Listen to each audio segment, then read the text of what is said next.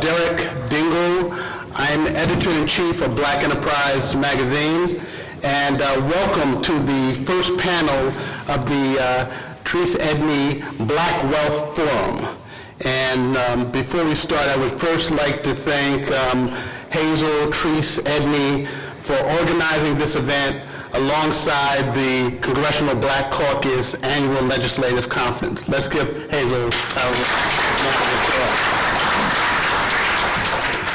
Hazel and I used to hang around the White House, and, and every now and then we get called for a press conference. But you know, Hazel, as well as Black Enterprise, is focused on African American economic and financial empowerment, and this is what this first panel is about. The panel is called Warren Ballantyne and the People's Economic Movement. Black bankers talk about money, power, and respect. As you can see, Warren Ballantyne isn't here. In fact, he is at the White House taking care of the people's business by talking to the president about what's going to happen with jobs and economics, and he will be here for the 3 o'clock panel. I have the pleasure of every week sitting down and talking to Warren in a weekly segment that we have every Thursday at 11:15 a.m. I know, shameless plug. But in those sessions, we have talked a great deal about what we can do and what needs to be done to move the needle on African Americans, especially in these times of economic distress, and how we can collectively come together to move the needle in our lives, our individual lives, as well as to make sure that we preserve the institutions that support us. So, without any further delay, I'm going to introduce, or I'm going to have the panelists introduce themselves so that we can have a dialogue about what needs to be done to strengthen African American financial institutions, which have been the heart of our communities and which have been responsible for financing and supporting a number of our businesses, driving African American home ownership, ensuring that people get to colleges, and just to give you an idea of what they do and how they are coping and how they are using innovative strategies to deal with this inhospitable financial environment. So what I'm going to do is I'm going to let the panelists to my furthest left, Mr. Jim Klingman of Black Economics, share a few words about himself, and each panelist is going to do that for 2 minutes, and then we're going to get into the discussion. So, Jim? Thank you. Good afternoon, everyone. Good afternoon. Good afternoon. I guess you can call me the ram in the bush today. I hadn't intended to be on the panel, but I am pleased and honored to sit here to present my views. I am not a banker, even though my career started out as a banker, but that was a whole lot of years ago. But I work with some banking groups around the country, and I'm an advocate for economic empowerment. I write a newspaper column that's carried in black newspapers around the country called Blackonomics. You may have seen my website, Blackonomics, or seen my book called Blackonomics, and I'm really a staunch advocate for economic empowerment. Across the country, I work with the Collective Banking Group, which was started here in the Maryland, Washington area as well. We have a chapter in Ohio where I'm from. I'm also an adjunct professor at the University of Cincinnati. I teach a course called Black Entrepreneurship, and in Cincinnati I started the African American Chamber of Commerce about ago. So I do a variety of things, but all of those things that I do are centered on economic empowerment, and I'm just pleased and blessed and honored to be here with you this morning. Thanks a lot.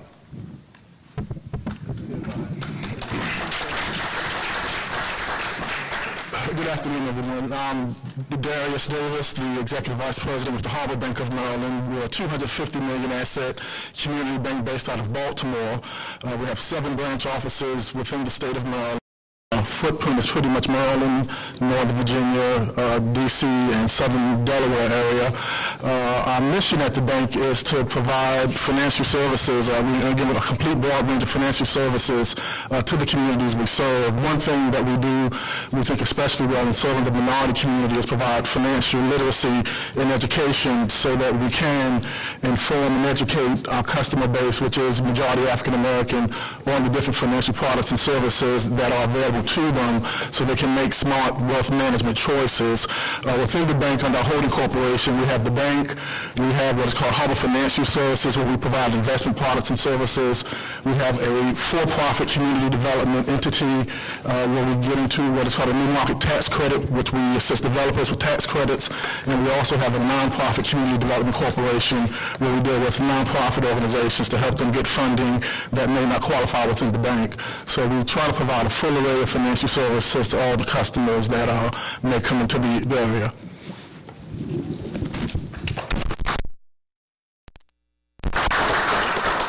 Good afternoon. My name is Kim Saunders, and I'm President and CEO of M&F Bancorp and its wholly owned subsidiary, Mechanics and Farmers Bank. Mechanics and Farmers Bank was founded in 1907 in Durham, North Carolina, by 9 African-American businessmen, entrepreneurs, bricklayers, and preachers. And just a note of black history, Perry Street in Durham, North Carolina was once known as Black Wall Street. And it was known as Black Wall Street because it housed North Carolina Mutual Life Insurance Company, which was formed a few years before Mechanics and Farmers Bank. And then a part of that founding group created Mechanics and Farmers Bank. And then a few years later, they created Mutual Community Savings Bank, which we merged back into M&F Bank in 2008. So all 3 of these financial institutions were housed on Perry Street, where we still have a branch. So we've been in business now more than 100 years. We opened for business in August of 1908. We're about a $312 million total asset bank, full-service commercial bank, serving Durham, Raleigh, Winston-Salem, Greensboro, and Charlotte. It's an honor and a privilege to be here today, and I look forward to having this dialogue. We also are blessed to be able to say that M&F Bank has never lost any money. It has been profitable every single year since it's opened its doors in 1908. So thank you for being here. Good afternoon.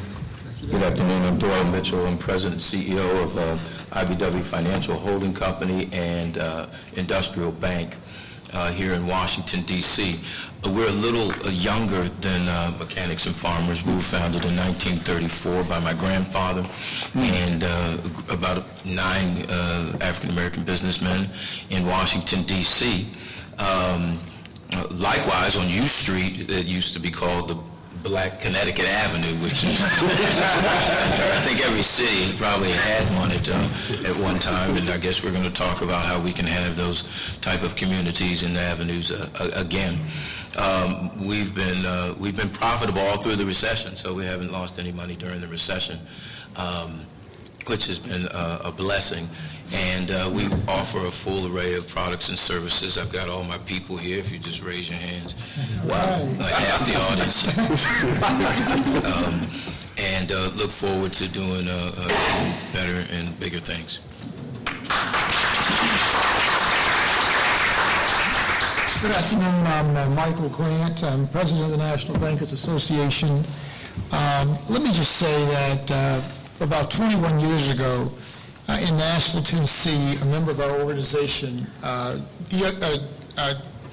did not mention, he's also chairman of the board of the National Bankers Association. But a member of our organization was Dr. T.B. Boyd III, and I went to him in 1990, and I said, you know, we've got to do something about the economic condition of our folks in the state. I said, there's just too much business being done, and we're left out. We're left out of too much, and we're not even managing our own money, you know?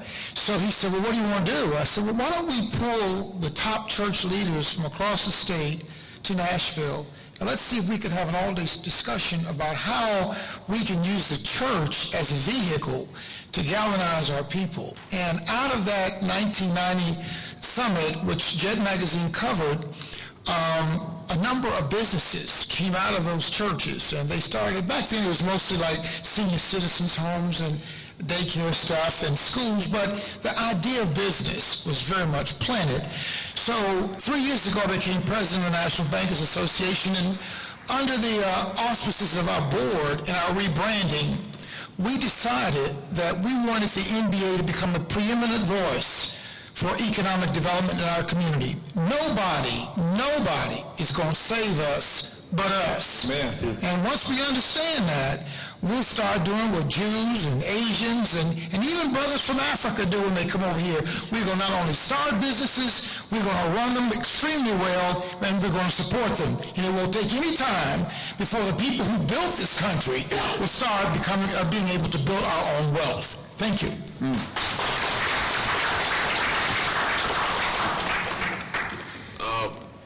As was mentioned by one of the other panelists, I am not a banker. My name is Joe Briggs. I am a counsel at the NFL Players Association. I also helped develop the Financial Advisors Program for the NFL Players Association and financial literacy for professional athletes around the country. In addition to that, I'm a small business owner, so I can appreciate some of the words that were just mentioned about starting your own business, making sure that you maintain that business in a way that's not only orderly but fruitful for the community that you serve. I'm happy to be here and happy to discuss whatever we need to discuss today to help our communities get better. Okay. Before we start our discussion of the People's Economic Movement, I first wanted us to have a little context of where black banks, where the state of black banks are today. I would be totally remiss if I didn't mention that M&F Bank, Industrial Bank, and Harbor Bank have been perennials on the Black Enterprise list of the largest black banks in the country. So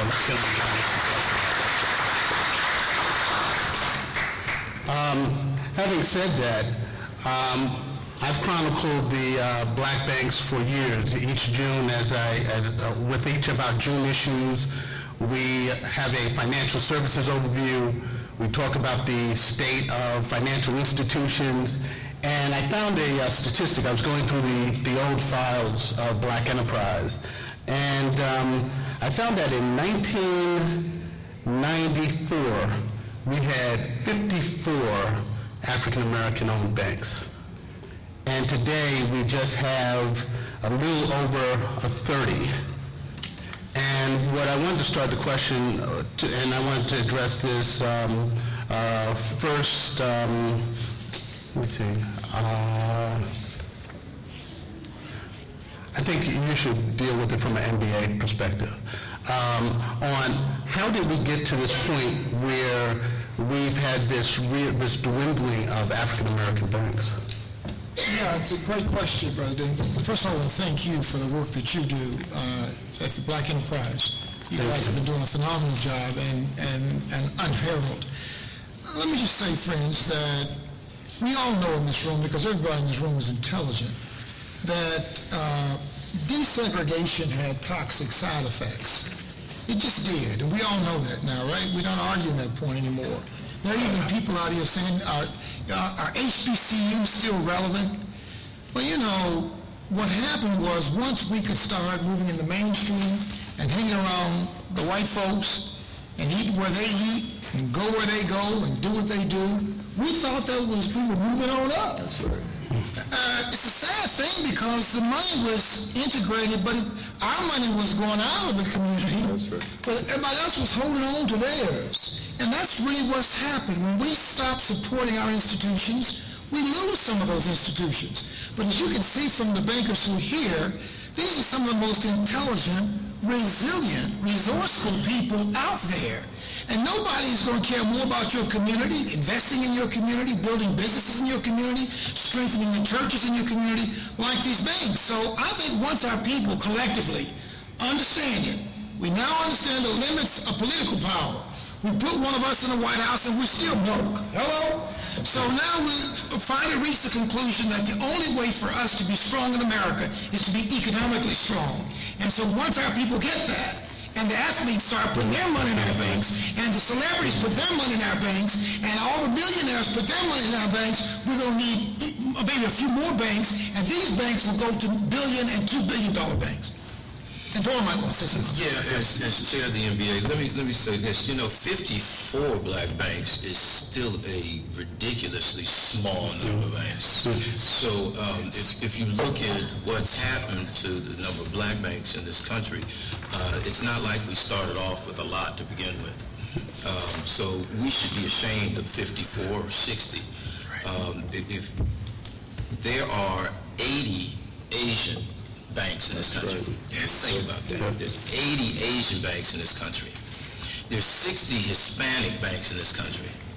And in terms of Asian banks, we didn't even let them in the country until after World War II, pretty much. Seriously. So we're terribly behind.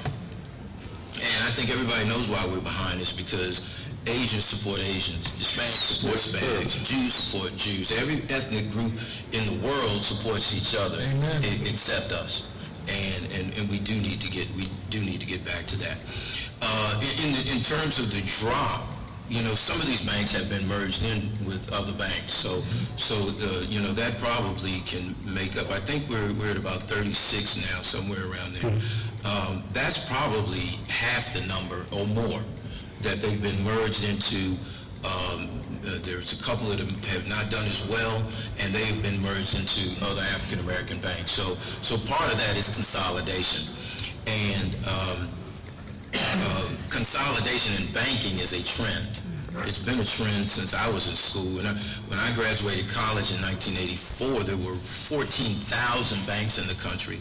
There's only about 7,000 in the country now. So to look at what's happening to black banks, you have to first look at what's happening to banking overall. So the number of banks in this country has probably gone from, it's been cut in half, since 1984. And there's some of them failed, but most of them have just merged and consolidated through acquisition and so forth. So there's nothing terribly alarming about the condition of black banks over and beyond what the condition of banking is in this country anyway. And I could, I'll defer, but I'll go back to that in a little while as we progress in the conversation. I want to pick up on a point that you made, and Doyle, I want you and Kim and Darius to address this. Every time there is a major economic downturn, and I've covered the black-owned bank since 1983. I know I don't look it, but I've covered it that long. And we had the recession in the early 80s, and we saw decimation and consolidation. You saw the S&L crisis. And then you had, Glass-Steagall, and then there was another consolidation. But the black banks, more so than other minority institutions, the community banks, get hit the hardest. What needs to be done given the current environment and looking at, the regulations that were put in place for this current recession and sluggish economy to make sure that banks are, solidified so that the numbers that we see now don't go down further, and in fact that we can see the development of even new banks? Well, I'll just make a comment. I'll turn it over to Kim and Darius. In every recession, you lose banks. That just happens, and it's not just minority banks. It's banks overall. In every recession, you have, particularly given the severity, you have new laws and new regulations, which cost money for us to implement. And so the entire banking industry has to deal with that. In this particular recession, you had a public opinion and a political opinion about banks that gets spread and painted across all of banks. And we know that this recession was really brought on by mortgage bankers, not even commercial bankers, but also the big, large bank. And so when you hear things in the newspaper and see on the TV, they're talking about banks and what they're doing and how bad they are, they're really talking about 20 banks out of 7,000. Now, the effects of which we have to deal with now. But the political opinion and the public opinion about those 20 banks has formed all of the additional legislation and the additional regulation that we have to adhere to that was really and should have been just targeted at them. And the point I want to make before I stop is that, you know, when you hear about the banks, it's not all 7,000, and it's certainly not minority banks, because we do a lot of tough work in our communities, but it's generally the big boys. And so if there should be legislation to regulate the big boys, it should be them. It shouldn't be us, but that's not the way Congress has saw it fit to be. So, Kim, you said your bank has never lost money, so I imagine that you didn't have any collateral, CDOs, toxic assets on your book, was, clear, conservative banking, following the principles. But I wanted to know, how has your bank been affected by the new regulations in terms of what you can do, in terms of capital requirements? Does that hobble your ability to loan more money to small businesses, prospective home buyers? Well, certainly, as Doyle alluded to, the cost of being in this business is greater than it used to be, just through the cost of compliance. So we're having to dedicate more resources, hire more people solely around the area of compliance. And so that is impacting margins and our bottom line. But I would also add that the impact of this recession on our banks is a little sharper because of the markets that we serve. So, the saying goes, when America has a cold, Black America has a flu.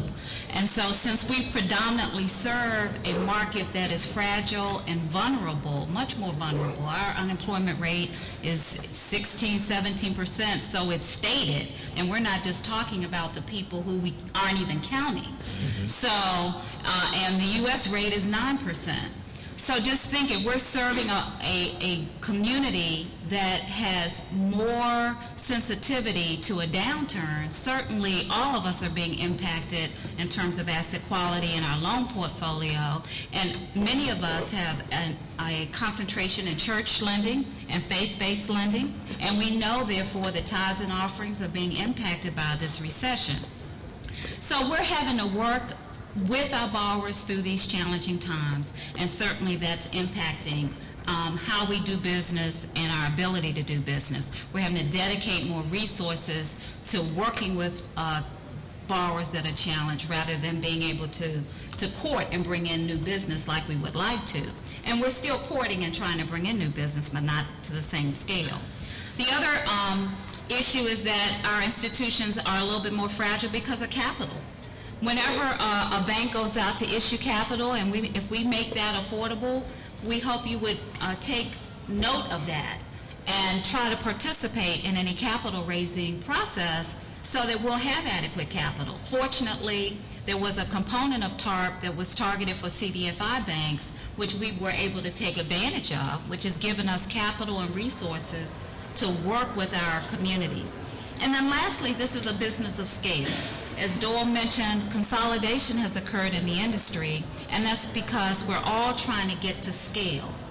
And scale will be easier when we make an effort to do business with each other, because scale exists in our communities. Mm-hmm. A checking account is a checking account is a checking account. Yeah. So if you're going to pay a fee, why not at least give that revenue stream to us, because we will recycle it right back into the heart of the community. And so, those three things, the populations that we serve, the capacity to serve them, a game of scale, and then a game of capital.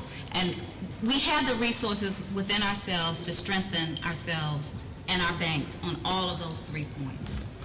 To buttress your point before Darius makes his comment, because of the capital requirements and the cost of compliance, that put into jeopardy the largest bank on our list, Carver, which, in April, it looked like they were headed to shut their doors. And we also lost Legacy this year, which was our 2009 Financial Services Company of the Year. Darius, how do you view the world from your lens in terms of serving customers and dealing with the new regs? Well, Doyle and Kim have both really hit on the major points, and the most important thing, the banking is very heavily regulated. For those of you not in the industry, it's very heavily regulated, so the capital standards that Kim mentioned are really the most important things being looked at now. While my colleagues can proudly say they have never experienced losses, we have. This downturn has really adversely affected us, and we are more of a commercial bank. 90% of our portfolio is commercial, so we don't do a lot of consumer and retail. And it's also, it's a different social environment that we're operating under. At one time, filing bankruptcy was considered a big stigma. Now it's a business strategy. You have people filing bankruptcy who would never have filed bankruptcy before. The same thing with mortgages. A lot of people, I think the latest statistics show maybe 25 to 30% of people are underwater on their home mortgages. Now they're walking away. And again, it's a strategy. Why should I pay for a house that's not worth it? So those are things that we didn't deal with, I'll say in previous generations, whereas now consumers and businesses are using these things as a strategy, and the banks really, because of the new regulation, our hands are tied. Trying to get someone through a bankruptcy now takes close to 2 years because it's tied up in the courts. So those things have really adversely affected us. I do want to mention one thing, though, regarding the decline of the number of banks. One thing that really started, in 1977, the Community Reinvestment Act was passed. What that law did is stated that the large majority of banks needed to start making loans in communities where they were taking deposits. It was called redlining. They said they couldn't redline anymore. What those larger banks found out was there was profit business in our communities. Also, as our business people became more sophisticated, you had these larger banks offering you a deal that is better priced, more competitive than our banks could do. They're taking it. So as you have more sophisticated minority business owners, they know that they can go and shop their deals and get a better deal. While yes, we would like for them to continue to do business with us, again, we have to look at it, they're making business decisions and what's best for their business. And based on the larger banks having, they're more efficient than we are. We talk about the cost structure. It has an efficiency ratio. The larger banks, they may be 40, 50%. That means it costs them 40 cents to make a dollar. Our efficiency ratio now is around 80%. Meaning it takes us 80 cents to make a dollar. So the competitive pressures that we're operating under, in addition to the economic environment, has really adversely affected the banks. And can I just add one Sure. other point on the cost structure?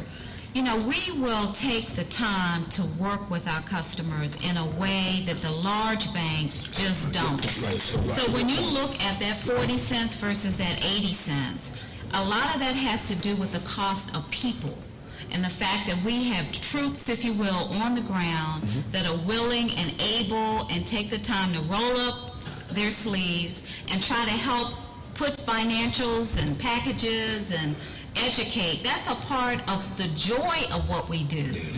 It's a part of where we really get fulfillment, and it's a part of our mission, but it's a costly infrastructure.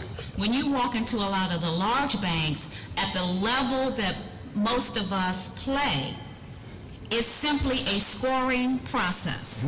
Either you fit the box or you don't. And if you fit the box, then you can get a very good rate and you can get excellent terms, but when times get tough, and you need somebody to stand beside you and really work with you. The scores have changed. The scores have changed. And that they're no longer available and working at the same level. So I just wanted to talk a little bit about that because we have countless customers, all of us. Wonderful stories of people we've put in business, people we helped to get started. They're very successful now, and that's part of the work, but it's a costly business model to run. If I could just add, as we're talking about financial literacy, we have more people in our community that don't have as much financial education. And they find their way into our banks more often than they do other banks, because other banks don't really want them, first of all. They're probably intimidated. And so it may take more time for someone to open a simple checking account with that individual. But we do it. We do it because that's what we're here for. And as Kim said, even on the loan side, we spend more time. And spending more time costs more money. It costs more money, it requires more overhead to service those. So you have a higher cost of service? Yes. Because, Cost of doing business. Because our reporters have gone into banks and have seen, BE 100 Bank literally go through the process of getting people credit ready, as opposed to the checking the box system. It's a long And now you have process. now you have an environment where people used to be able to get a loan with 500 credit score, and now they're even being more stringent when you look at the larger banks. And When I was a loan officer, I think I spent more time turning people down than I did making a loan. Also, just in trying to address our customer base, our customer base is an older customer base who they are not very technologically savvy. So as we're trying to become more efficient and push people to using online banking services, things of that nature, a lot of them don't have computers in their homes. They don't have email addresses. So that's one thing that we really have tried to deal with. And the cost of investing in that new infrastructure to attract a younger clientele, it costs a lot because now most of the young people, at least some of my kids, they're getting on their phone, the banking and everything, but our customer base, we have not been able to get them to become comfortable using those tools, which would reduce our cost. So at this point, you have a scenario where you spend more time with the customers, you get them credit ready, you work with them to get various loans and get involved with various financial products, provide financial literacy.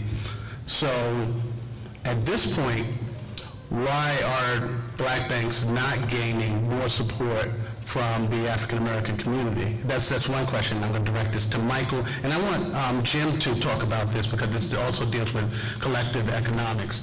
And then secondly, what is this people's economic movement that Warren talks about? Share with us the dynamics. And Jim, from your standpoint, I would like you to share models where collective economics has shored up, black either financial institutions or black businesses in general. And Derek, if you don't mind, I'd like to defer to Jim first, Okay. because he's got a lot to say, and then I'll be glad to answer. Okay, sure. Wow, where do I start? I am just so pleased to have heard Sister talk about Durham. I went to school at NCC and hung around Hayti and teach that history in my class as well. So we can go back to a lot of cooperative organizations that took place in the history of this country among black folks. And certainly they proved during that time that we could do whatever we wanted to do, as Michael says, to take care of ourselves. The true reformers bank, you can go back there and look at that. The Freedmen's Bank, of course, a lot of people think that was black owned, but it wasn't, even though there were a lot of black dollars in it. And I look back in history and see all of the collective organizations, cooperative organizations, purchasing groups, banking groups, benevolent societies that we had then, and say, why can't we do that today? Michael explained it very well, so I want to go back over there as far as our attitude, our psychological attitude about supporting one another. I think it still exists among some of us, and we've all heard the different terms about somebody else's ice being colder, or sugar being sweeter, and the water being wetter. And some of us still subscribe to that today. We don't like to admit it, but we do. And I think it's really important that we concentrate a great deal of our energies on education, consumer education. I was on the board of a black credit union in Cincinnati that we started less than 15 years ago. It doesn't exist anymore. And too often we find that in black neighborhoods, when we set up something like that, they move from doing business as credit unions to doing business as used car operations, and sometimes motorcycles that have been borrowed money has been put out to buy those kinds of things, and the credit union ends up having to sell those kinds of non-appreciating assets, and they go out of business. Our credit union in Cincinnati was taken over by another one because the inspectors came in and said, you guys got too many delinquent loans. So I think that anytime we talk about banking or credit unions or any kinds of CDIs, and that's what we're pushing now to open in Cincinnati, CDFIs, I'm sorry, we must include consumer education. Include consumer education, teach our consumers about the importance of banking, how to deal with banking. Brother talked about it, but a lot of times we don't have that kind of information. Entrepreneurship is another aspect of education that I constantly push, that we have to teach our young children not only how to own businesses, but how to think entrepreneurially. And when we do that, we're going to have a better customer walking into these banks because he or she understands the role of the bank and how they are not really, it's not really beneficial for us to use our banks or credit unions as constant ATM machines where we put in $50, take out 40.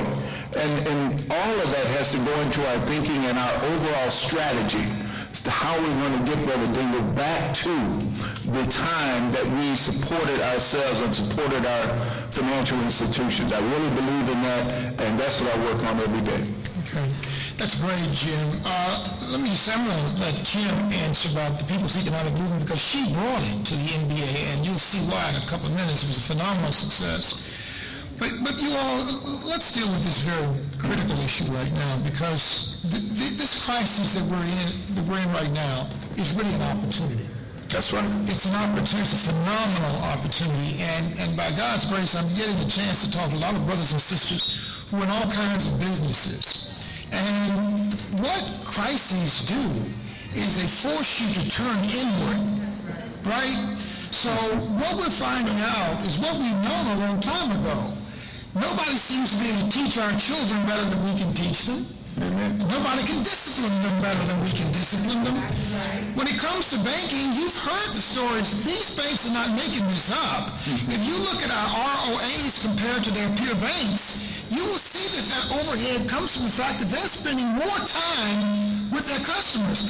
Industrial has hired this very brilliant young brother here, Herman Parker, talking about marketing. And this is really going to the heart of your question, Brother Dingle. We've got 3 banks up here, and they just happen to be 3 of our banks that do an excellent job of marketing who they are. But one of our weaknesses as a people in business is we don't tell our story good enough. We don't use the right technology, media. We should be all over social media. We should be in the churches telling all the folks what we have to offer. We've got to do a better job of marketing ourselves. I'm going to let Kim talk about the People's Economic Movement because it was a phenomenal success. Well, for those of you that don't know, Warren Ballantyne is a national radio syndicated host, and it really was his vision, and I look forward to and hope you'll stay for the 3 o'clock so he can share his vision. He held back in October of '09 a National Reinvestment Day, and it was a day when he encouraged all of his listeners, which he calls the True Fighters, to make investments, to open up accounts in black banks across the country. And Mechanics and Farmers Bank was blessed to be the recipient of a very successful day. In our Charlotte office, we had more than 60 new accounts open in one day, standing room only. It was just an overwhelming response to this initiative. And I had to say I had not heard of Warren and what this initiative really was all about until then, and had an opportunity to meet him. Of course, I said, I got to meet Warren Ballantyne. This gentleman has really galvanized all of this business. I need to know who he is. And so I had the opportunity to meet him when the International Civil Rights Museum opened up in Greensboro. Another plug. If you haven't been, you definitely want to go. And so he and I had a chance to sit on a panel to talk about his vision for economic development, his vision for reinvestment in our community. And we launched with him, Mechanics and Farmers Bank launched with him an initiative to raise over $1 million amongst his listeners and to place those resources into Mechanics and Farmers Bank to add to the resources that we have for lending in our communities. And I am very pleased of the True Fighters and proud of them. In the span of about 14 months, we garnered more than $1 million, over 1,000 accounts, and out of that 1,000, almost 200 were youth savings accounts. So with the unveiling of Dr. King's memorial on the mall, Warren's next vision was that we really need to take this and make this national. We need to raise the scale of it. We need to focus, given this current economic crisis, on Dr. King's last sort of leg of his dream, which was the Poor People's Movement. And it was about really garnering and, again, bringing resources into our community and trying to change the economic fabric of our communities.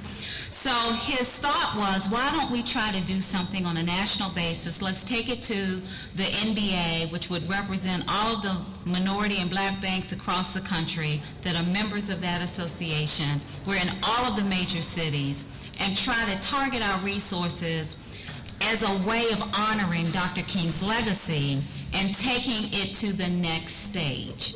And so we launched just a couple of months ago this whole initiative called the People's Economic Movement. And his vision is to garner at least $30 million in 30 banks across the country to target 30 cities where we're located so that we can start to finance small businesses, affordable housing, entrepreneurship, push our young people to save, create wealth, and we can do that. Yes. When I heard the number, 30 million, and yes, we've been decimated to some extent by this recession, but when you think about we represent at least, even I'm counting the recession, $500 million of spending power, and we ought to be able to do. And it was almost a trillion. But I'm saying if the recession hurt us, and I'm just picking a number, if the recession even hurt us, It's a lot of money. it's a lot of money still flowing through our hands. That 30 million ought to be real easy to do. That's right. That's right. And 30 million will go a long way. What role has the NFL Players Association played in the People's Empowerment, People's Economic Movement? Well, the specific role that I hope we'll continue to play is by offering opportunities for bankers and their staff to come out and speak with our players when they hold specific events for youth. And the reason I specifically say youth is because of something that was just said, trying to get to individuals after they've reached a certain age to tell them about why it's important for them to bank with certain institutions may be too far gone. They've already gotten set in their ways, and it may be too late for them to change horses at that time, especially amongst athletes. By the time an athlete reaches the professional ranks, he's already had between 10 and 15 years of people in his ears telling him exactly what he needs to do with everything in his life. His schedule's been predetermined. The people around him have been advising him about what he should do and who he should connect with. But reaching out to those young athletes in Little League football and in high school football, and reaching out to them before they get into that pipeline that shuttles them off to institutions that are not represented here in this room would probably be a better goal, and that's one of the pieces that I think the NFL Players Association brings to this People's Economic Movement. We are happy to be here with the National Bankers Association, so that we can provide that advice and counsel on how we can break down some of those barriers that have existed between some of the professional athletes, not just in football, but in other sports, and some of our institutions in our own communities. Oftentimes you'd see professional athletes come back to their communities and want to do charitable and community service activities, but they would come in and do these charitable and community service activities by thinking the only way they can get it done is by writing a personal check, instead of thinking, how can I partner with the banking institution that's already here in my local community to help me get this done and have a more lasting impact, not only during my career, but after my career is over. These are some of the things that not just myself, but the new executive director of the NFL Players Association, DeMaurice Smith, have been in active discussion with our players about. How can we help you help the people that you love most, and those people generally serve and live in the communities that you serve? So that's one of the ways that we've been able to be helpful here. Do the CEOs represented on this panel or their representatives of their bank get a chance to share their story with the players? we're still working through how we can get a active communication model going, but I can tell you this, there are a couple people on this panel I've already put directly in contact with football players so that they can have that conversation without me being in the way. Because oftentimes, once you try to create a formal model, there may be something that stands in the way as a barrier to get the information flow the way it needs to go. So what I did was, I hope I'm not embarrassing, when Brother Doyle was going to Pittsburgh on another reason. Happened that same day. It happened the same day that we met. I said there's a young brother who just told me he's interested in talking about the banking industry, and I gave them each other's cell phone numbers so that they can talk. And he's a starter for the Pittsburgh Steelers. So, it's that simple. Sometimes it's just a handshake, sometimes it's a little bit more, but we have to be the people that break down these barriers.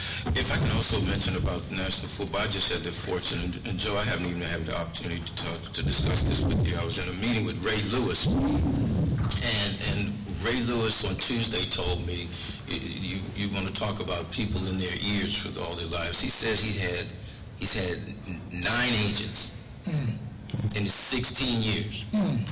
And one of the first things he said, we have to get the agents out of the way. That's right. That was the first thing he said to me. I thought it was just so profound. He said, we need to get rid of all the agents. I said, maybe not all of them, Ray, but certainly they are a hindrance to us. And I equate this people economic movement to black-on-black banking. And you could even expand that to saying we need to start committing black-on-black business. That's right. Because the only way we're going to the only way we're going to develop and keep wealth is if we do it with each other. Yes. Now, it's going to take some patience. Well, let's get real. We had a session with CEOs, BE100 CEOs, and we said the model should be black-on-black mergers, black-on-black acquisitions, and one of the CEOs said the reason why we don't do it is because the basic reason is we don't trust one another. That's right. So how can you break that? If that is true, how do you break that? But let me say, it extends to other activities. Well, Brother Dingle, I think sometimes the jargon that's out there puts us on the wrong track. Okay. I had a meeting with a woman who was the head of a bunch of Asian businesses nationally, and she was talking about trust. We can't get the Koreans together with the Japanese and with the Chinese because even within the Asian community there's distrust. Let me tell you something about distrust, When you are real successful, folks start trusting you more. I don't think we need to create artificial barriers. We're going to get to some of these athletes that young brother here was talking about. He's a godsend. And we're going to say, let's look at the track record of what the agents have produced. How many black athletes who were rich a few years ago are broke today? In law we say, res ipsa loquitur, right, Woody? The thing speaks for itself. We've got to educate our folks who come in contact with these big contracts. What happened to your predecessors? Yeah. How well did the agents lead them to a better life? So we've got some work to do, but we can't let issues like trust slow us down. There's not a person in this room that I can't trust. If you show me a high level of competence in your work, I'm going to trust you. The other thing that we're doing in this institutions, and along that line, when I met with the individual from Pittsburgh, real good guy, says he saves a lot of money. He said, what should I do with it? I said, just hold it for right now. You don't have to do anything with it. I said, just watch all your colleagues make mistakes, and you'll learn a whole lot. So when you retire in 5 or 6 more years, you'll see exactly what you shouldn't have done. And if you just hold on to your stockpile, you'll be fine. But you know what? In terms of the banking industry, I know all of us up here and all of the banks. I mean, we have some. We do have a older customer base, and it seems like we move slow. But you know what? Some of the people that I'm up here with, and some of the other people that are in the NBA, are some of the most progressive, creative, innovative thinkers that I've ever been around, and I love to be around. You talk about social media. We're looking at it. I know other banks are looking at it. We're going to figure out how to do it. Now, we can't just jump. If I had Citibank's money, I would have been doing it. I would have hired a couple of 3 people, and I would have been in it, but I don't. But we're thinking about how to use that. We're innovating our products and services so that we're going to keep our senior customer base. There's no question, because they built the bank. But at the same time, we're working to make sure that we capture that younger market. There's things that a lot of times people don't see going on among African American banks that are happening behind closed doors. It's not like we're totally tone deaf to where the markets are going, to how banking is changing, and to how there's a new generation using phones. We talk about mobile banking and the like, and all of those things. So what I'm saying is, we're doing what we need to do. Maybe not at the pace we would like to do, but we're doing things that we need to do to make sure that when anybody comes into our bank, they come in and they get a good experience. Okay. Before we go to Jim's comment, right now we could get this started by anyone who has a Twitter account tweeting the comments from these panelists and just putting it out in your, in your Twitterverse. I tweeted that I was coming to this event, and I tweeted about the People's Movement, and we own the Twitterverse. I'd say from like 7 to 7, that's like Black Twitter time. We use cell phones. Latinos and African Americans use cell phones than any other groups in this country. African Americans use the internet more. Yes. But the challenge is we have to go from games and gossip to business and development. That's so we're in the future. Jim? Yes. I love Michael Grant's spirit. I met him many years ago, and it was over a book that he wrote called Beyond Blame. He is such a positive person. I remember one thing he talked about in that book. He said we need to move ourselves to a level of unconscious competence, to where we're doing the kinds of things that we say we need to do just as a matter of course. You remember that, Michael? I'm sure you do. And I like to say about the athletes, and I'm so pleased this brother's on the panel. I teach in my class at UC. I have every now and then some basketball players and some football players in my class.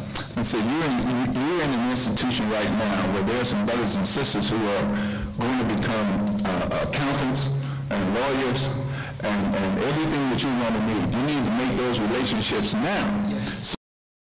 Raise the level of consciousness among young folks so that by the they get to the point to where they are making those millions and millions of dollars, they have enough consciousness about themselves to say, I'm going to find a person who looks like me to give this commission to. In my first book, I had a chapter called A Pitch for Black Sports Agents. And I talked about the fact that the Jerry Maguires of the world are getting all of those athletes money. At that time, that book was written back in 1997.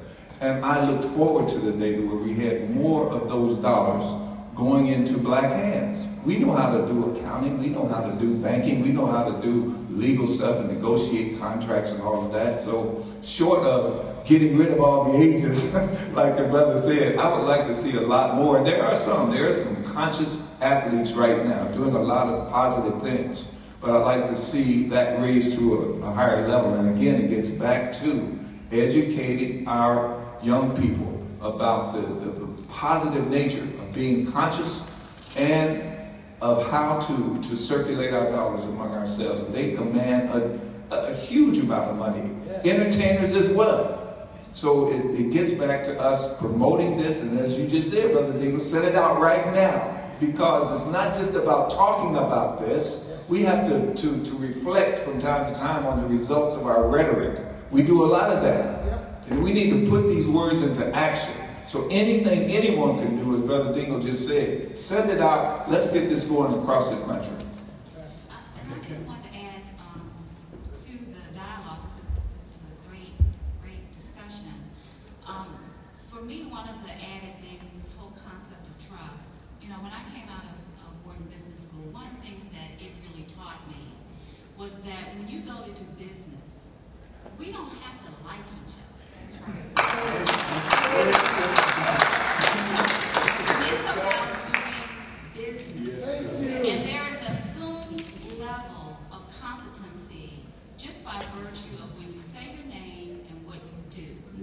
There's not all of these hoops that you have to jump through just to do a dollar transaction. And I think if we could start to think about business from a business perspective, at least what I have seen when others do business with others, you know, if you say you're a painter, then I can give you a job to paint for me. Yes. Then if you're incompetent, then we can go from there. But you don't have to, you know, go through all these hoops and paint and show me and go through all these levels. So basically what I'm saying is trust needs to be presumed at some baseline level. Yes. A checking account is a checking account is a checking account. You get money in the bank, it will clear. And it'll clear with me just like it'll clear with any other institution. So it can't get any more basic than that. There should be no excuse as to why all of us sitting up here are in a billion-dollar institution today. And so I just wanted to speak to business and doing business with each other, this concept of trust. There's got to be a presumed baseline level of trust. And we don't have to like each other to do business. You just have to be able to do business with each other. You know, I'll just add to that, and I have my people here right here. I can guarantee you, though, if you come to Industrial Bank, and I'm going to speak for mechanics and farmers and Harvard, I guarantee you, you will like the people you come to your business. Yes. I guarantee. Try it. The one element that we haven't discussed, and the value of supporting the institution, is it solves the unemployment problem, or at least has a dent in unemployment problem, because these are going to be the organizations and the companies that are going to hire African Americans, people of color, and what have you, before the larger institutions. I want to say one thing, and I hope you go right to the audience, because I know y'all got a whole bunch of stuff y'all want to jump in on. Well, you know what? In industrial, we just try to do business with people that look like us as much as possible. And you know, over the years, I guess the older I get, the more aggressive about it I get. We have not thought about looking at and gaining the expertise. The main investment vehicle that we use for our customers. So while it's under our holding corporation, it's Harvard Financial Services. Those products are through a small African American organization who they pretty much show the products through. And also on again, it's not social. We did look at social media, and we really, it was African American company that we looked at, but there were some laws and regs that have slowed us down, so we haven't done it initially. But and also Michael through NBA had just this week tried to put us together with another group. Michael, you want to state what they did? You called this week? I don't call the name. That's what I'm asking you to. What are we talking about? They just called this week. Hell, I don't know. Okay, I'll apologize. There is the NBA. Fresh by memory. Just find out. But as they both said, we do look all the time to try to do business with other African American owned companies, and just being sure that one is the scale. You know, and what the NBA does for us is they get us all together and put us in front of a group. And I'll say the same thing with this particular group that we did for Edney. Through the NBA, got us all together so we can have some scale and come together to present. Joe? Two things. One, as I mentioned earlier, I'm a small business owner. My banking business is done with Urban Trust Bank, with my small business. So we also impact the small business that I own. One of the things that we do is professional development. And this summer, through some aggressive fundraising, we were able to host our first Impact Fellow here in the Washington, D.C. area. And we specifically said to that fellow, your job is to design a social media platform that we can give for free to other people to help them establish their social media front. So we're in the process of having her finish up that social media plan. And the goal is to send that plan to other African American owned businesses, other small businesses that don't have the ability to go out and hire someone to do their social media for them.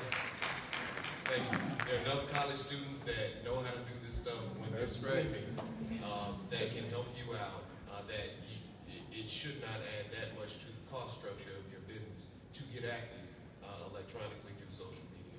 So those are the things that I would say. That's an excellent point. In our organization, to get me Twitter, LinkedIn, Facebook. It was, young, 21-year-old who knew it, who lives that, who grew up with social media. So it's not a big bucks proposition. It's getting the person that knows the skills. Right. And I would offer anybody here that's in social media, I am at Joe Briggs, ESQ on Twitter. You can find me right now, and you can hit me up and I'll hit you back later. At DT Dingle. Derek, the reason I couldn't answer Derek's question is because we do so much networking through the NBA. Derek, I want to apologize to you. When you come in to do business with the NBA, the first thing I want to know is what you look like. I'm just being honest with you. If I see one of us, you get up front. It's just the reality. I'm sorry. I would represent these minority banks, and I'm going to represent minority businesses every opportunity we can. We are constantly looking for ways to promote each other. I've had a couple of young companies come in. One in social media came and said, look, I would love to present to your banks what we do, but I don't have the money. I can't afford to come to your convention. I said, we'll take care of getting you to the convention. You just come and do a great job like you did for us on our foundation's webpage, and it will sell itself. So you're absolutely right, Brother Dingle. We have got to walk the walk and talk the talk. Okay, I'm sorry.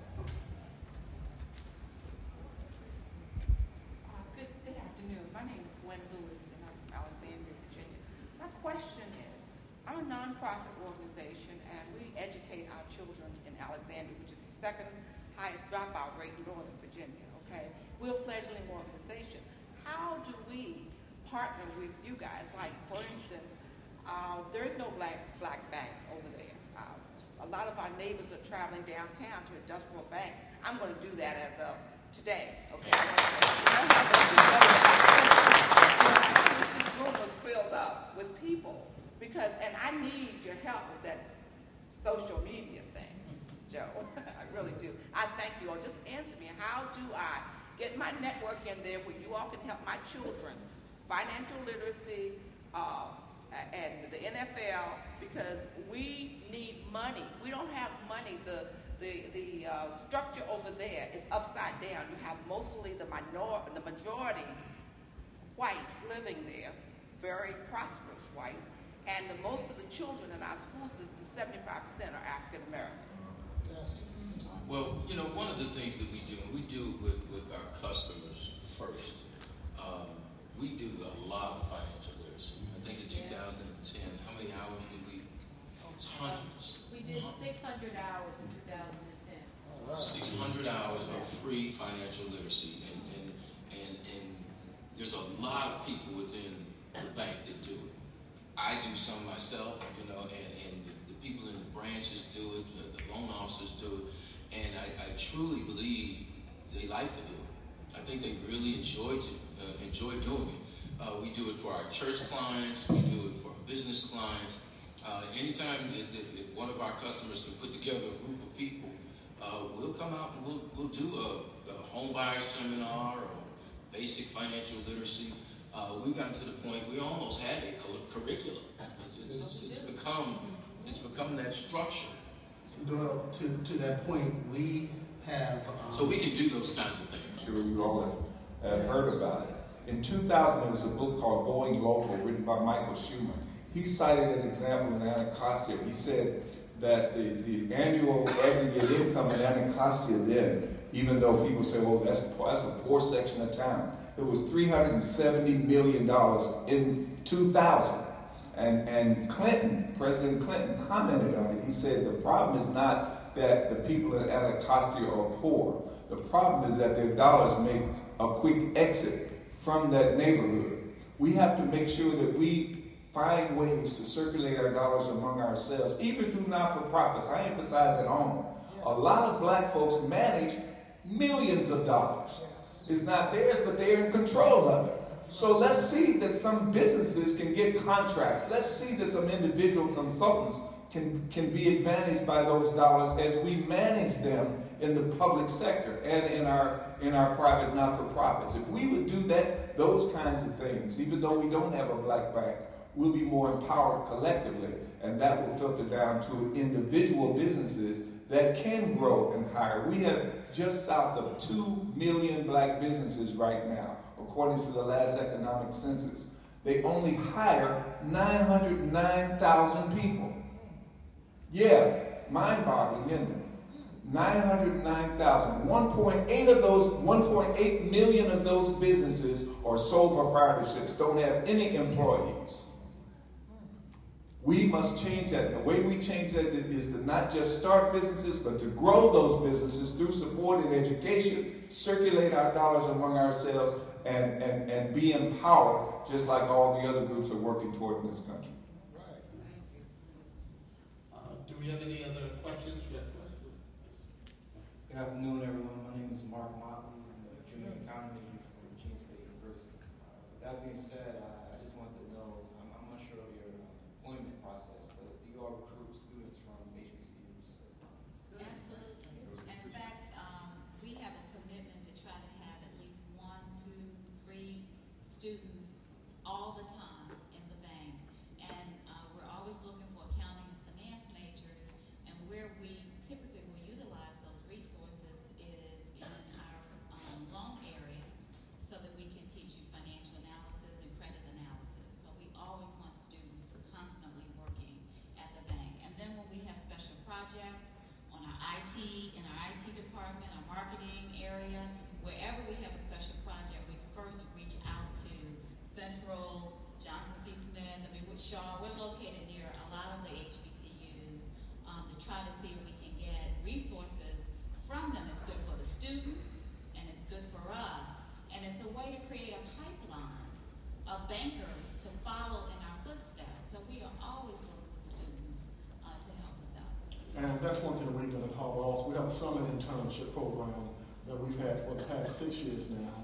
And we have to spread it throughout the bank, but the one area that we try to get the most involved in is really on the teleline. We're learning really some of the basics of banking, how to handle money, how to count money, because there is a way to count where you can have the least amount of errors, and really interacting with customers and their money. You know, one thing about banking, money, and finance, it's very confidential. One, people will tell you about a lot of things in their life before they tell you about their money. So, you know, and the customer, you know, the teller is really the main person and the main employee of the bank that customers deal with. So having a young person accustomed to dealing with someone and their money, coming in with us to cash their check, to get account information is usually a powerful experience for a young person. Let me just say that our foundation, the National Bankers Association Foundation, in May, put on a fundraiser in Atlanta to raise money for the HBCUs, Spelman, Morehouse, Clark. Then we went down to Alabama and down to Georgia to Savannah State. We wanted to raise that money to entice our kids to go into banking and finance, and it was a very successful program. So we understand, brother, what's going on. You looking for some opportunity, you come and knock, okay? All right. Next question. Good afternoon, everyone. I'm Kim Wells. I'm the director of the Executive MBA program at Howard University, and we're excited to announce that we did just launch our online Executive MBA, so we're moving in that new space. So one of the things that, just to also piggyback on my brother's comments, we have a number of MBAs that are looking to connect with your organizations. Our executives also are looking to finance their education as well. So that could be also an interesting connection with many of your organizations. And also we'd like to talk to a lot of you about even being part of the educational process at Howard University. We're trying to match executives with the faculty, with some of these programs, so that we get a very relevant, real-time experience in the classroom. So I don't know if you'd like to comment on that, have some suggestions, but thank you. Also, this has been an excellent panel. I've enjoyed everything. Well, I was one thing that I've been with Howard University, but it's been through the law school, through June Dillon. Every year I go down and speak to her business law school class and do a presentation on banking. I've done it for about 5 years now. So it hasn't been with the business school, but just through their business law class. So we have interacted with those, and also just with the other universities also. Often we go to, and again, all this volunteer work, to be sure that the students really understand whether we're putting together a business plan. That's maybe what I do with June's classes, just showing them the fundamentals of putting together a business plan. Because when you have that plan, again, these are law students who are looking at starting their law practices, to be sure they understand when they come in for financing what they're going to need. Over the years, I've addressed a number of the business school classes as well, so I would certainly be willing to do that or have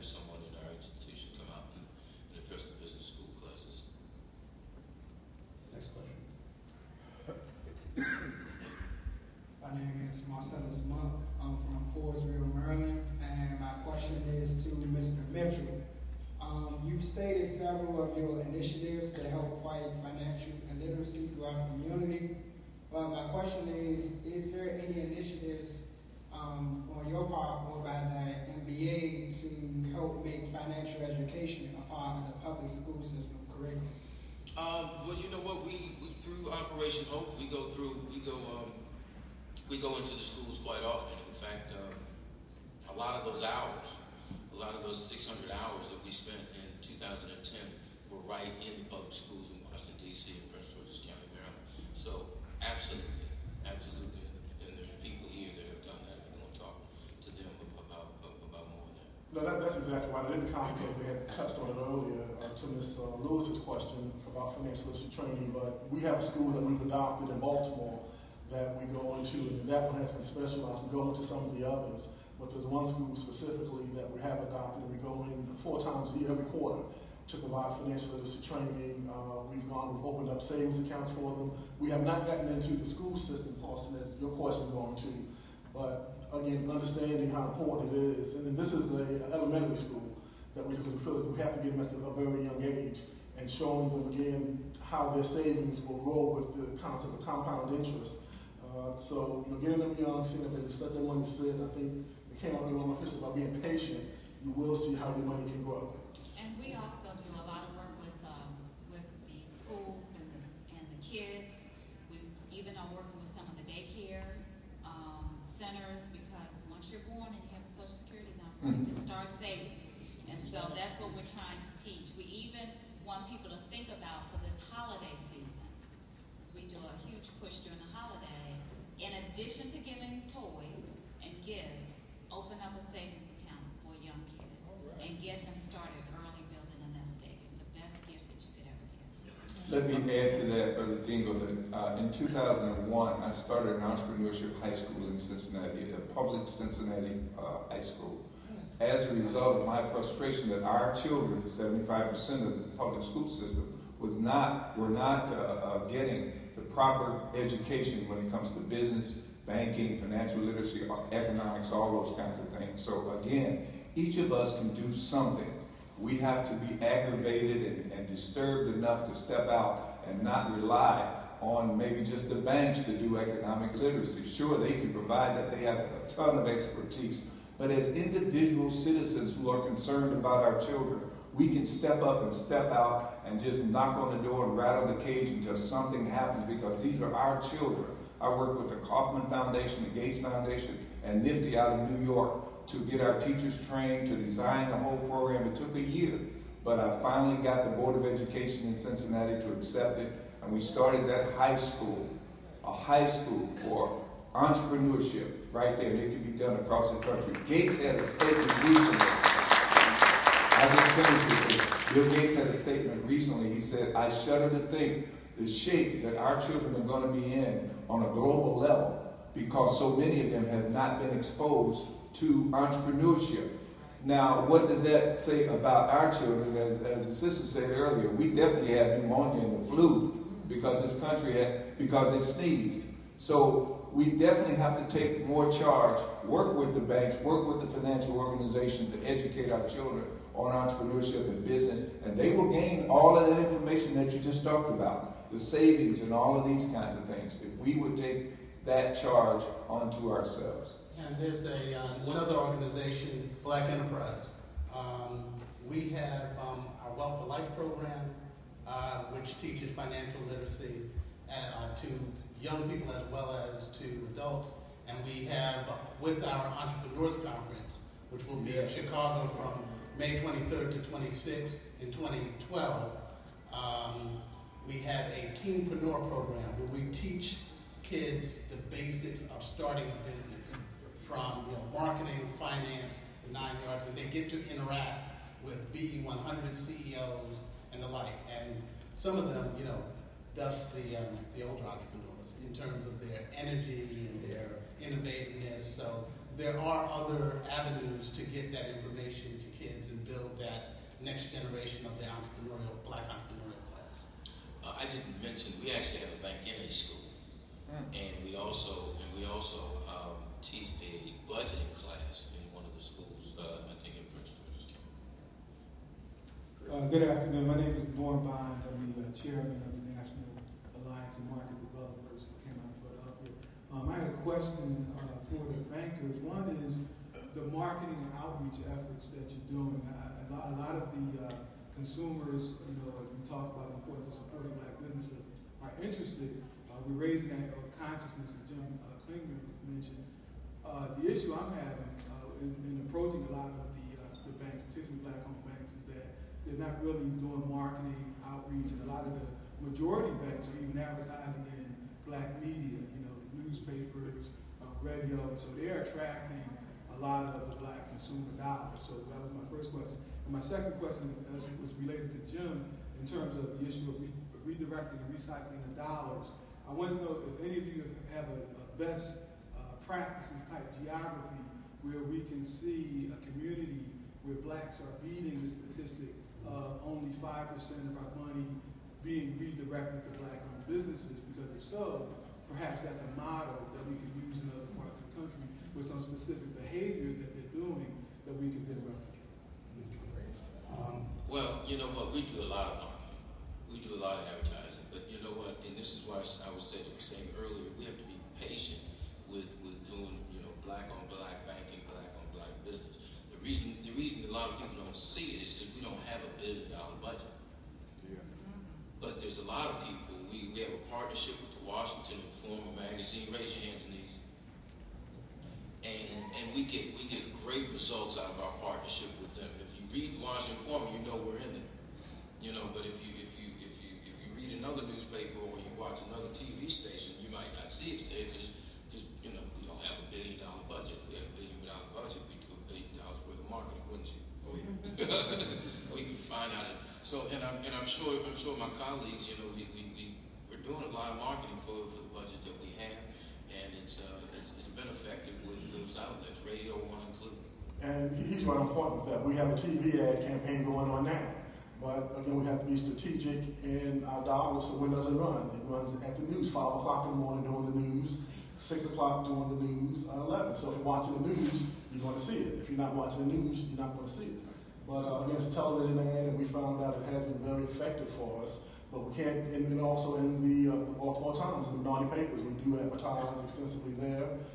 In a lot of the groups and organizations, again, they come to us first to put an ad in their booklets, which we consider that advertising and marketing, but based on the budget limitations, we just have to be very strategic in how we do it.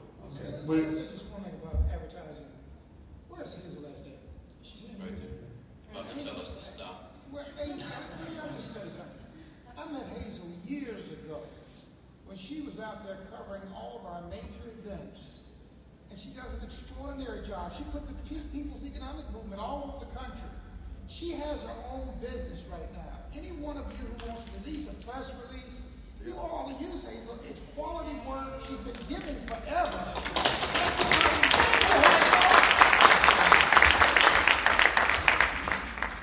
Thank you. The reason I'm standing, actually, I really do have just a regular question. Okay. And I just think these bankers, let's give these bankers a hand.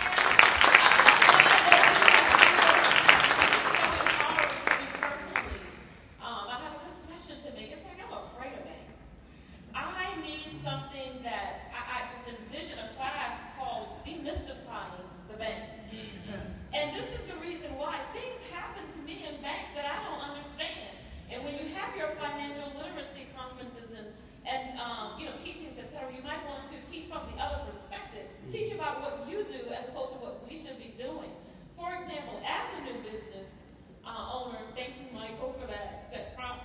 I went to my bank, not to call any bank's name, the other day, and made a larger than normal deposit. Now, if I'm making a $300, $400 deposit every now and then they're fine with that. That particular day, I happened to be making a $10,000 check deposit. It seems like the whole bank just went in an uproar. I had people standing around me looking. One of the bankers actually asked me, what kind of business you got? He actually asked me that. And then one of the other people, somebody knows what I mean when I say that, had to come over and explain to me why they could not allow that check to go through that night like all the other checks. And they said because you're making them larger than normal deposit. I'm like, well, what's wrong with that? My business is growing.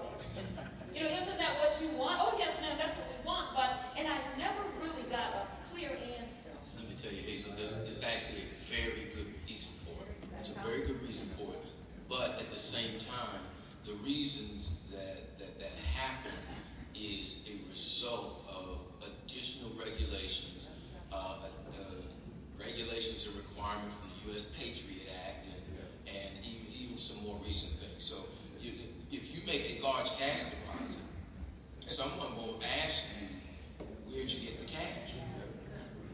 You know, and it's all centered around the Patriot Act and bank secrecy and the job that the banks have been given. The government has actually given us the job of being the eyes and ears for the U.S. government to spot money launderers. Now, we don't get paid for this, do we? We don't get paid for doing this service for the country, but we're required to, and the penalties if we don't do it are very, very stiff.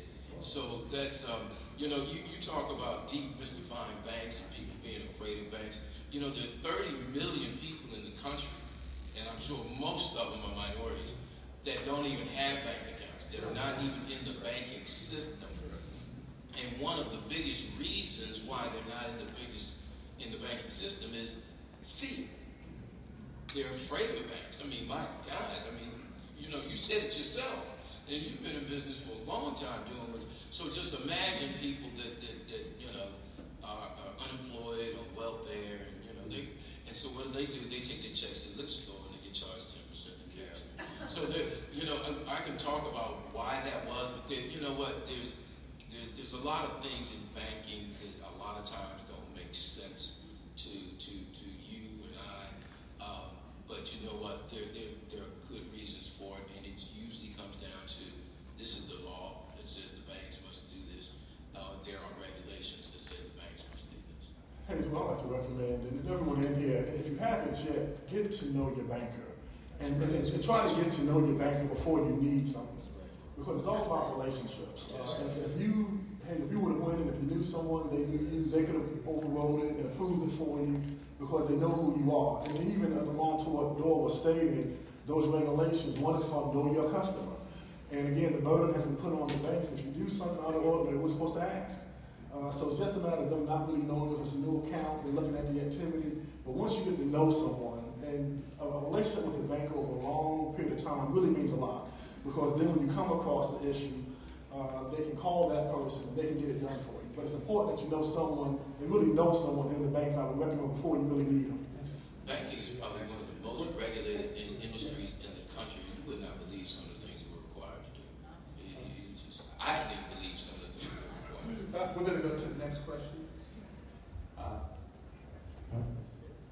My name is Derek Trice. I deal with Black economic community models. And actually, I was coming here to register my company's going on the stock exchange. Supposed to register today, I end up here. I have the economic model. Basically, let's get down to it. We have the churches have money. Blacks spend all of our money, don't save anything, we don't produce anything, and we spend it on business. So my model is, it's coming out the stock exchange tomorrow, it's called AfroDollar, went to the Fed. If we circulate our money among ourselves, my job is just to fund Black entrepreneurs and let us trade among ourselves with the people.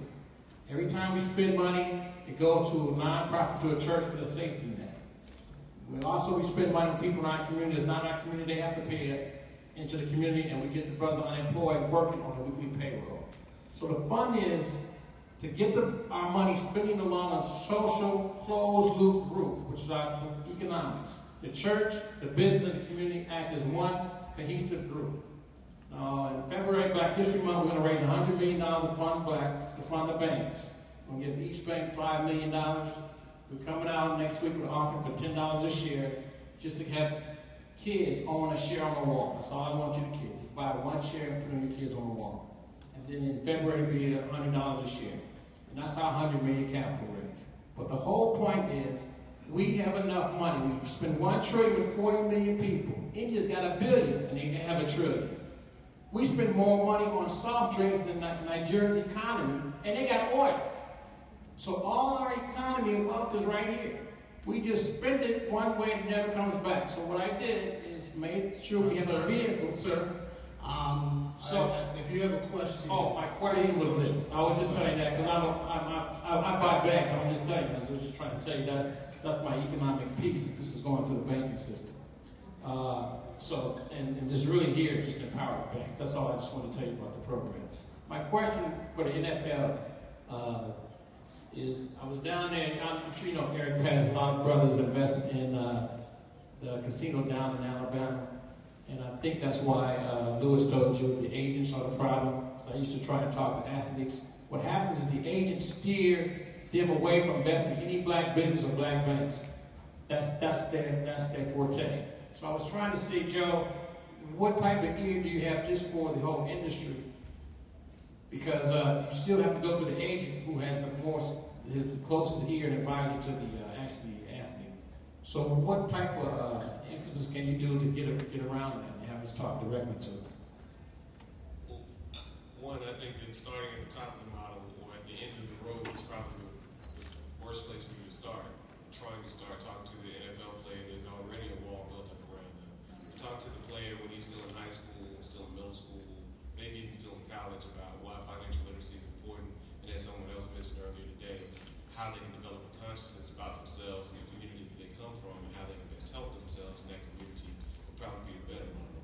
And then to your point about the casino down in Alabama, it's interesting that you bring that up because the guy who was running the casino or was running the funding model for that casino tried to apply for membership in our financial advisors program, and we denied him. And we also alerted the members of the Alabama State Securities Regulators Association, Alabama State Securities Regulators, that he was trying to do things that we didn't think perhaps should pass muster. And we were one of the first people to help them start their investigation into that casino fraud down in Alabama. And Joe Walker, I do want to give the NFL a little plug. We do have one relationship, it's with an agent in North Virginia area. And we have about 10 players, both basketball and football. What we established for them, they're trying to establish credit, so we did secure credit cards for them. The agent put up the money as collateral, and we have the credit cards out to the players. It's been about a year now. They just requested that we look at doing them unsecured, but we do have a little bit. Okay. I'd just like to say NFL Players Association did that. We have time for one more question. Yeah, we have time for one more question. But before we go to that question, I just want to make an introduction to the audience. We have the initiator and founder and nationally syndicated radio personality, the truth fighter himself, Mr. Warren Ballantyne.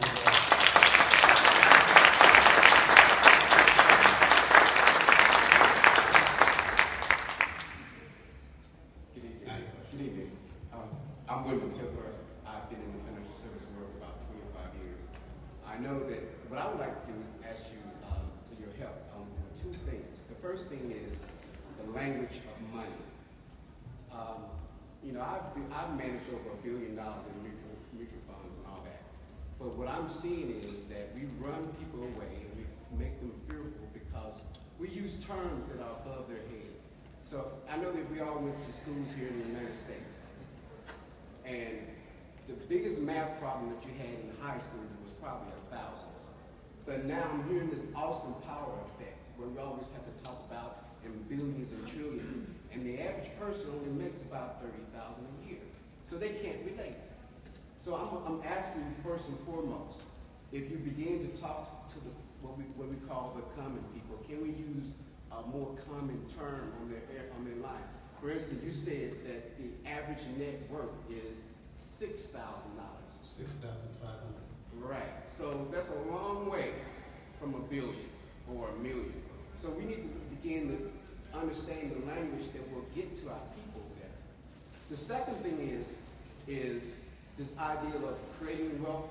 Well, I would like to change that a little bit too and say, can we ask people to begin to search for value, which is totally different than wealth. As a matter of fact, the way to value or searching for value will create the end results of wealth. So, and sometimes wealth is always predicated on money. Value is much more important because it is always different from individuals. So if you begin to talk about this whole creating of wealth, I challenge you, don't search money for money, search for value. And I believe you'll get more people in the right path. That's what I want to say. Okay. One more question. Let's get this one question in. Hey, I'm Joyce Biddle with Operation Hope. and I'm here, and the reason why I'm here is I need to speak to Doyle Mitchell. I've been trying to get Industrial Bank to come down to Operation Hope for months now to do my small business access to capital class or just get a partnership. And since I see you right here, I'm going to give you a business card, I'd like to get your business card. And I'm to all my small business people that I talk to every day. Partnership with Operation Hope, you do a whole lot of financial services stuff. I'm coming down to the center here. I know it's going on national level, so I'm talking about right here in D.C. Jackie's right there. Jackie's right She there. oversees all the branches, That's all I do. including the one that's right down the street from your center. Thank you so much. Although I'm one assistant with this, I want to ask a question I think is relevant to a lot of people. I read Forbes magazine, I read Black Enterprise magazine. One of the common things, I looked at the top, the 100 wealthiest people in our country. Common theme was a Harvard degree. Another common theme was that they invented something, like Phil Knight, for example, did with Nike. And the last common theme was that they dealt with hedge funds. Well, a lot of us don't have Harvard degrees, rather. A lot of us don't deal with hedge funds, and I'm not sure if there are any inventors in here, although I do challenge entrepreneurship and the like. My question is, how do we make Black wealth relevant and attainable and make it a concept that someone who is making a couple of $1,000s a year, maybe 4, 5, 6 figures in fact, how do we make that a concept that they can accept and one that they can implement in their own lives and actually come to the industrial banks and other institutions of that ilk and say, you know what, I can go to the bank. It's not over my head. It's not a foregone conclusion, and I don't have to be of the top 100 wealthiest people in this country to have a conversation with Ms. Kim Saunders, for example. Well, first it starts, I think, it starts when you're young. That's the first thing. So just as I said, you can start a youth savings account for a young person. You bring them with you to the bank so that they can start coming into a bank at a very early age and start with the concept of saving. If you get $1, you start saving 10 cents. If you get $10, you start saving $1. I mean, it's the concept of saving that has to start with small increments, going back to what Wendell was saying, small increments, small dollars, but they add up. And we saw that with President Obama's campaign. The power of him saying, we're just going to have a grassroots campaign. The average campaign donation was very small, and he raised more money than any other campaign in history. So it's the concept of the collective, even though you have a small amount. And that's the whole point of the People's Economic Movement, the power of the collective. Everybody putting $1 in so that we'll have $100, $1,000, millions of dollars based on small increments. And then I just want to touch on it from an individual basis. First, I don't think it has anything to do with where you received your degree from. The brother who was talking to economics, my background is economics, and I strongly believe in economic principles. One thing it takes discipline. And you have to understand the difference between a want and a need. We talk about how we spend all of our money. We spend all of our money because we have it, and we spend it on things we don't really need. A house is for shelter. You don't need the biggest house on the block. A car is for transportation. You don't need the most expensive car to get from point A to point B. So if you really understand economic principles and value, what someone mentioned value also, wealth is different to each person. So you want to have value, but you have to really have a solid understanding of the individual and their particular needs and not try to have the biggest everything and spend all your money.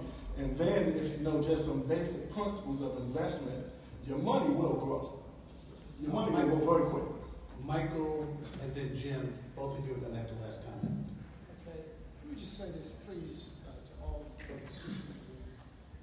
There was almost nothing that Ronald Reagan ever said that I agreed with. But he said one thing that made a lot of sense. He was speaking to his fellow Republicans. He said, the 11th commandment is, thou shalt not speak ill of another Republican. My friends, if we could paraphrase it a little bit, when we started thinking about ourselves, our people, our businesses, let's try to get our minds wrapped around the positive that Jim Klingman was talking about. Let's start our conversations with talking about what's possible. Let's start talking about the positive. Let's start praising each other more. Yes. Let's focus our energy towards success. Yes. God will lead us. Yes, I'd like to go back to Brother Norm Bond's question, second half of his question. He asked about models that work, and I'd like to give you a few. First of all, the models that work for me that I look at first are Hayti or Black Wall Street in Tulsa, Oklahoma. I'll be there 2 weeks from now to speak. And first of all, we have to learn from the past, not live in it, but learn from it. Those brothers and sisters did exactly what we're talking about doing today. And we need to look back at that and replicate that. Now, models that work today, somebody asked the robber, the bank robber, Willie Sutton, said, why you rob banks? He said, because that's where the money is. Well, the money among black folks is in churches. We know that. We know how many billions of dollars black churches put into somebody else's bank. And so the collective banking group, it used to be called that, it's called the collective empowerment group now. If these banks are members, we need to have a chapter of the collective empowerment group in every city around this country so that we can leverage the dollars that go through our churches, so that those non-performing assets that a lot of our churches own, buildings that don't do anything except for 2 nights a week, turn them into points of leverage where we can empower ourselves through our churches. Those are models that work, and I implore you to look into this. You can Google it, the Collective Empowerment Group. These brothers and sisters can tell you about it. We need to be more active around economic empowerment, and that's just simply 3 ways that we can do it, by looking back at our lessons of the past and looking at models that work today. We do have them. We need to celebrate them. We need to rejoice when brothers and sisters are doing great in business, and we need to build an economic foundation upon which our children can stand. Right. We're going to close this session out. Two bits of business. I'm going to have my comments, but I have the mic, and then we'll hear from Warren. But to address that question about what we can do to build wealth, in addition to saving, invest. 401k, invest in your 401k if you work at a company. We have found that too many African Americans do not invest in 401k. That's across the board. I talked to John Rogers about 3 years ago. He's on the board of McDonald's. He found out that only 5% of the managers at McDonald's invested in their 401k. And he had to engage in an active campaign to get that number up to 98%. And that's because he was on that board. So invest your money. Also, multiple streams of income. You have your own, if you're working for somebody, have your side hustle. That's what you do. Have your side hustle. And then also create a model for passive income. One thing that the late Don Barton told me before he passed that will stick to me to this day: make money while you sleep. And I own a comic book company. We license the character out to Warner Brothers. I get residuals with a much better model than publishing the comic book, because I had to, spend money on, people and production, but that's money that's coming to me. So, and since you're young, use the time that you have. Time is on your side. You can't wake up at 40 and all of a sudden say, I want to retire at 65. Not going to happen. You're going to work the rest of your life, period. That's my message. You're going to work the rest of your life. Somebody could say that automatically you start right now, you can create a semi-retirement plan, but you're not going to have that lay on the beach type of retirement. But if you're young, you can develop that model. You can have $2 million in the bank, by the time you're 65. So this session was about, 1, developing partnerships, using our institutions to support one another, gaining financial literacy, getting the word out, tweet. We were tweeting while we were in this session. So that's a medium. And the last piece of the equation came from the person that brought us here, People's Economic Movement. And to close this out and to share his vision and why we must embrace this, my good friend, Warren Ballantyne.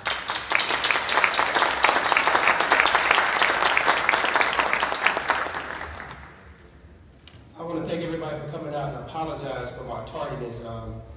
unexpectedly yesterday, I received a call from the White House, and the president wanted to meet with me today at 1 o'clock. So I went to the White House. So please excuse me for that. I want to thank the panel for being up here and doing all the wonderful work that you guys are doing. I can tell you this, I'm a radio host and I'm an attorney. I'm not as smart as these wonderful bankers up here when it comes to finances. But I had a vision maybe about 3 years ago. I was coming from South Africa, and I'm somebody, I write down everything that I experience. Everything that I experienced at this conference. When I'm on the plane, I'll be writing in my journal about what happened to me at this conference. And as I was writing in the journal coming from South Africa, a couple of things just kept hopping out over and over and over again. And what hopped out the most was every tribe of mankind was in Africa. And every tribe of mankind was taking something out of Africa. They may have been taking food or minerals or diamonds, but every tribe was in there taking something out. And it got me to thinking about where I grew up in Chicago. I grew up in a very impoverished area in Chicago, in the projects. Maybe about 40,000 people lived in the community that I grew up in, but every tribe of mankind was in our community, even though it was very impoverished. And as I started writing, I started thinking, I was like, man, there's like 40,000 people over there. If just 10,000 people spend $100 a month on this corner store, they're doing $1 million a month. That's why they're here. That's why they're in our community. Even though it's the ghetto, it's big money in the ghetto because people will easily spend $100 a month because there's no grocery stores or anything else around. So it made me start thinking about my listeners, and I'm hearing how they were struggling, how hard they were to acquire loans and things like that. And so I said, well, look, we're going to have a national day where we're going to bank black. We're going to put all our money in one black bank. And my listeners did that, and maybe a couple of months later, I was on a panel at North Carolina A&T University, Aggie Pride. And Kim Saunders was there. And Kim said, I've been trying to get in touch with you. We had all these people open these accounts when you announced it on the radio, and I want to do something with you. And I said, well, let's do a campaign. I'll tell my listeners to put the money in Mechanics and Farmers Bank. All I ask is that you lend that money back out to the community. She said, well, that's our history. This is who we are. We put over $1 million in there, and it's still over $1 million in there. And at that point, I got to meet Michael Grant and Doyle and these other wonderful bankers, and I said, look, let's do something to commemorate Dr. King, and we do something like this. But what's happened is this. I'm in my 30s. I wasn't born when King was alive, but what I'm seeing happen today is we are at a crossroads in this country, and we can either have a moment or we can have a movement. And we have to understand that we've had plenty of moments since the Civil Rights Movement, but we haven't had a lot of movements. And it's funny because if racism occurs in this country, we know exactly what to do. But when we talk about money in our community, we have no idea what to do.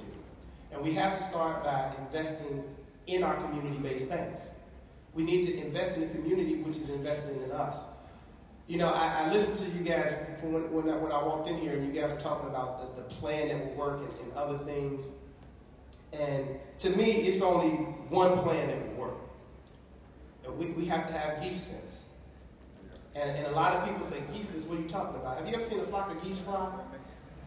It's one goose out front, and all the other geese in formation. And when that goose can't take no more, it falls back, and another goose goes to the front. They're taking turns leading. They're taking turns leading. But you know what's amazing about geese? You know why they fly in a flock? Because they can travel at 70 miles per hour as a flock of geese and only 8 miles per hour as an individual goose. Let me tell you what else is amazing about geese. When you see that formation, it's always that one goose in the back that looks like it's kind of falling off. That goose isn't falling off. It's looking to see if any of the geese in the formation is getting tired. And if it sees one that's getting tired, it comes up underneath that particular goose to keep that goose in the formation long enough so he can fall back and keep the formation tight. Imagine if we had geese sense in our community, where we took turns leading, where we worked together, and when we saw somebody falling, instead of watching them fall, we stand them back up. Imagine if we had that. That is the model we need. That is the model we need. Mike is right. We got to stop downing each other. We got to learn to agree to disagree without being disagreeable.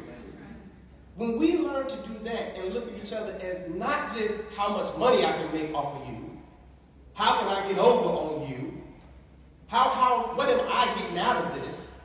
When we get to the mindset of, you know what, it's not about me, it's about we. Because the one thing that I know to be true, if all of us come together and work together, we all gonna eat. That's right. We all gonna eat. And it starts with these community-based banks. It starts with our churches. I agree with what this brother said down here, 1,000%. We have to use our leveraging points. The ism in this country today, racism will always be prevalent in the United States. But the ism in this country today is classism. That is the ism that is affecting this country more so than anything else because they're eradicating the middle class. When you look at the wealth disparities for blacks today, just imagine where it's going to be 6 years from now. And if we don't come together right now, and say, look, enough is enough, we're going to work together to build each other up, this will never change. And I challenge anybody here in a financial institution, anybody that's part of these black banks, part of the reason that I reached out to the NBA, want to do this is because I understand that the only way that we will have access is if we put capital in your banks. But I need you to give the access. I need you to come on the radio and tell stories of somebody who came into your bank who didn't qualify for a mortgage, but you walked them through 6 months later and they did qualify for a mortgage. Because when I can put stories out there like that, I have people running to your bank at that point. Now, I'm kicking off something next week on the show. I'm challenging, and right now I'm getting the people to sign up. I'm asking 30,000 of my listeners to sign up for 1 year to donate $30. $30 a month for 1 year, 30,000 people. That's $900,000 a month that we could generate. And I'm telling them, if they put that money up, we're going to put this money in our banks, and these banks are going to lend this money out to y'all to start business in your community. This is the kind of ideas that we need to be thinking about. You know, like I said, I just came from the White House. Look, this man's hands is tied on a lot of things. A lot of things he wants to do, he just cannot do. We have to be the ones that initiate it. We have to take it to the forefront.